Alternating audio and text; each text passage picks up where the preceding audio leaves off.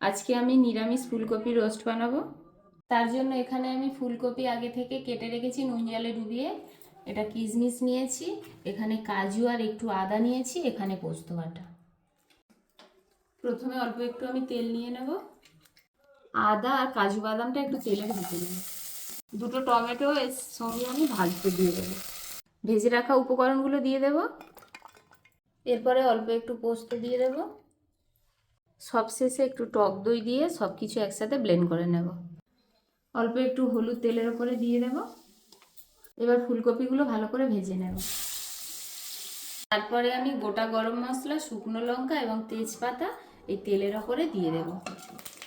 এবার আমি ব্লেন্ডারের মশলাগুলো সব একসাথে দিয়ে দেব। এবার চিনি দিয়ে দেব।